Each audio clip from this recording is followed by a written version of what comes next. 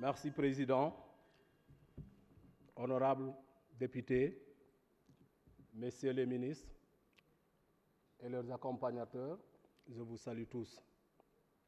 Monsieur le ministre, je ne reviendrai pas sur ce que j'avais dit la dernière fois, sur tout le bien que je pense de vous à la tête de ce département.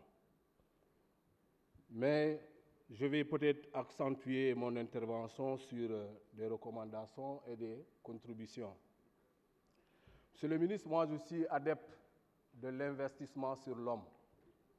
Moi je suis de ceux-là qui croient que le meilleur investissement, c'est celui-là qui est fait sur l'homme. Et je peux même dire que dans le cadre d'une économie où le moteur est fondé sur le savoir, l'université peut valablement contribuer à la croissance économique. Monsieur le ministre des Finances, sûrement, vous ne me démentirez pas. Voilà pourquoi, monsieur le ministre, moi je pense qu'aujourd'hui, la situation des universités, il faudrait valoriser le personnel enseignant.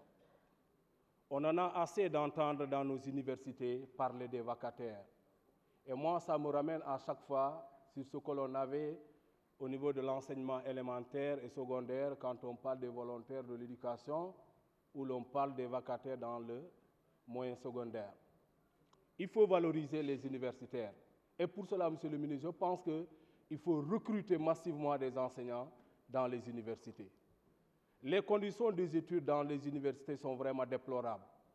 Nous avons eu à fréquenter la faculté des lettres, le département de lettres modernes, où il nous arrivait de nous mettre à la porte pour suivre un cours. Je pense que, quelque part, si beaucoup de gens avaient échoué à l'époque, c'est en grande partie dû à cela, parce que quand tu n'entres pas dans une salle et que tu es au dehors pour suivre un cours, ça ne passe pas. Monsieur le ministre, dans le cadre également de ce même investissement sur les ressources humaines, je voudrais également que vous essayiez de revoir la prise en charge des frais de voyage d'études. C'est vraiment des sommes modiques. Et aujourd'hui, avec l'inflation au niveau de l'Europe, je crois que ce que l'on accorde aux universités, c'est extrêmement modique. Monsieur le ministre, dans ce même sillage, je voudrais également que vous prêtiez une attention particulière aux étudiants qui sont à l'étranger. Il y a beaucoup d'étudiants sénégalais qui sont partis avec leurs propres moyens. Les parents se sont débrouillés pour les amener en Europe. Mais pourtant, ce sont des étudiants qui excellent, mais ils ne bénéficient pas de l'accompagnement de l'État. Moi, j'en ai beaucoup de cas, je pourrais vous dire le moment venu, si vous le permettez, par écrit. Monsieur le ministre, nous sommes à aujourd'hui plus de 10 ans de mise en œuvre du système LMD. Est-ce qu'une évaluation de l'apport conséquent du système LMD est envisagée? Je crois qu'il faut aller dans ce sens-là. Beaucoup de Sénégalais se perdent. On peut voir un étudiant durant 2 ans, ou bien plus d'une année, 1 année et demie, toujours il se dit qu'il est en 2e année ou en 3e année. Ça, franchement, il faudrait revoir un peu le découpage avec le système LMD. Monsieur le ministre, je voudrais terminer par vous demander vraiment de revoir les instituts qui pullulent un peu partout dans le pays. Les parents mettent beaucoup d'argent pour la formation des enfants. En inscrivant l'enfant après le baccalauréat, le parent ne peut pas savoir que tel institut est bon, tel autre n'est pas bon. Mais aujourd'hui, on se rend compte beaucoup d'étudiants qui sont dans les instituts, écoles de formation, pour trouver même un lieu de stage, ça pose énormément de problèmes.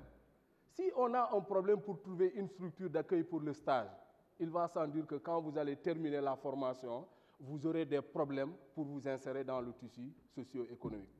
Voilà pourquoi, monsieur le ministre, je pense que pour ce que les parents ne savent pas, il faut essayer de rationaliser, voir ce que le marché de l'emploi aujourd'hui demande, essayer de voir pour orienter les gens vers ça. Les structures qui ne répondent plus aux besoins du marché local, je pense que ça ne vaut pas la peine que les parents injectent de l'argent. Mais les parents ne savent pas.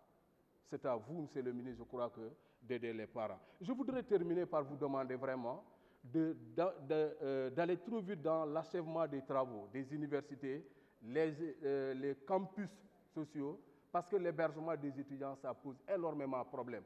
Nous tous, à chaque fois des étudiants, des amicales d'étudiants, nous appellent pour nous demander de les accompagner dans le cadre des logements. Je crois qu'il urge vraiment de prendre à bras le corps cette situation. Je vous remercie.